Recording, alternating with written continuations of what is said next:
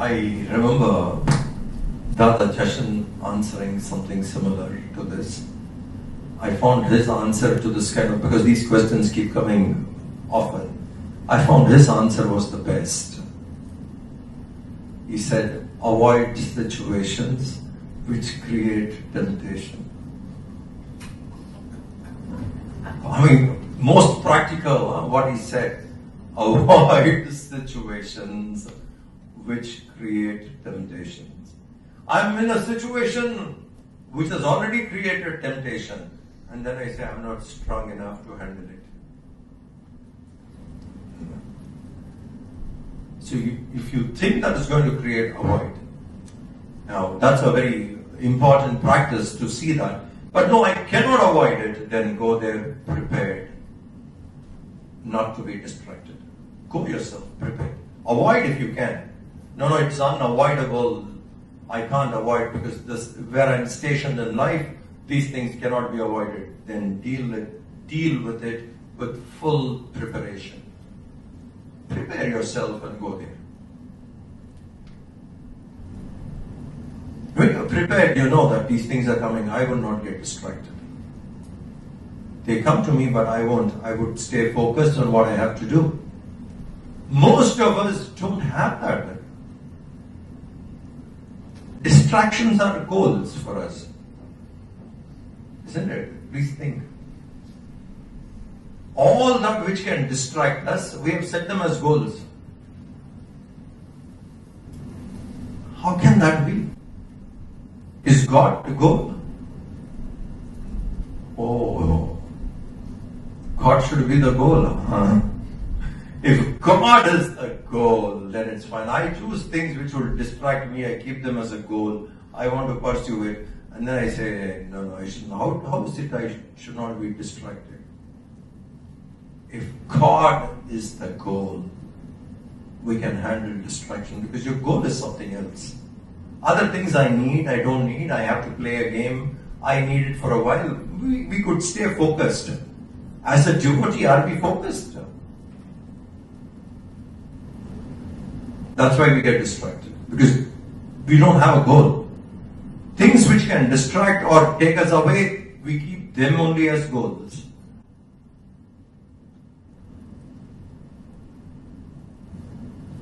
Why do you want to stay without getting distracted? What do you want? I want to achieve some goal. What kind of a goal? God? Or something else? So something small I want to achieve and let my attention be there. Let me not get distracted by various things. A goal must be thought, and none of the other things can be a goal. Other things should be way of life. Don't keep them as goal of life. Taking care of your family cannot be your goal. Taking care of your family is your responsibility to the way of life you have chosen. Take care of it. But goal is God. So what goals do we have? We keep small things. That's why the whole thing is difficult because we don't even know what is the goal of life. Many a times we mistake way of life to be the goal of life. What I should do in way of life, this is the way I have chosen to live, I live. But that cannot be the goal. Goal of life should be God. Realization, liberation, whatever different terms you do. Way of life is all this. Now I can, okay, this way of life I have chosen. I play the game this way. And we also understand goal of life is God. I mean, most of you have been regular satsang people. So all of you know moksha is the goal. How much do you want it? How deep is that quest for it? We all know it, right? Goal of life, God, moksha, other things are no use. We have understood all that, but how deep is that quest for us?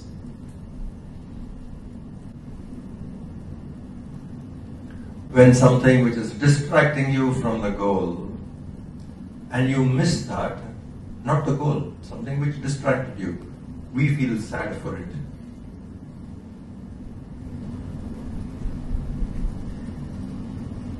Have we ever answered any time, why are you sad? I am missing God today.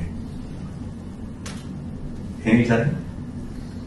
Did we ever shed a tear?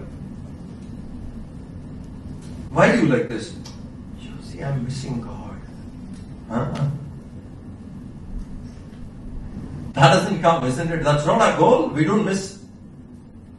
But something of the world which I developed a taste, which I developed an attachment, to which I've become dependent, suddenly gets disturbed, taken away, etc. Then I get disturbed. Then I miss it, and we feel bad about missing it. Missing God. Are we missing God? How much do you want it? So distraction is so easy, because that's not the goal.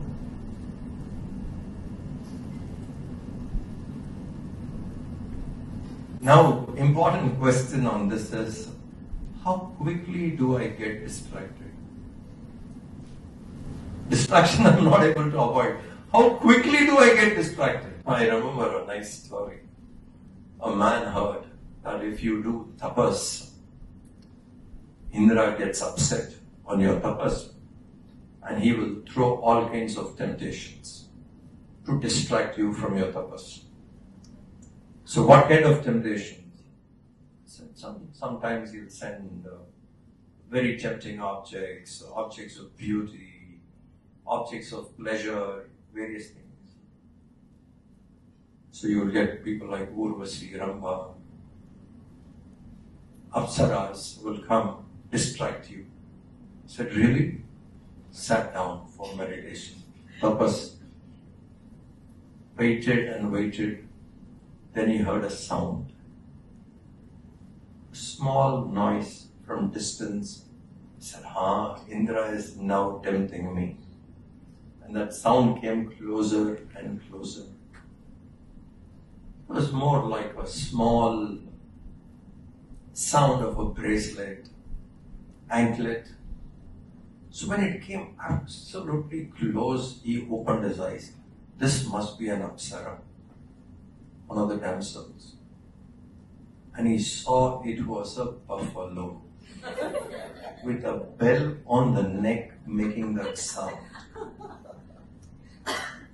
So he went to his guru and he said, you said if I do tapas, these kind of people will come.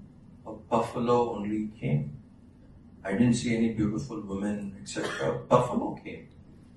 So the guru said, buffalo was sufficient for you to get distracted. Other things one need not even attempt. You can be distracted. What are we getting distracted? Because we are not clear about our own goal. We should be.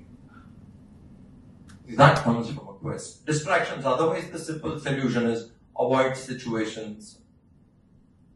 If you're not able to avoid situations, the only way is you go into it with full conviction, full strength, that these temptations can come, but I will not budge.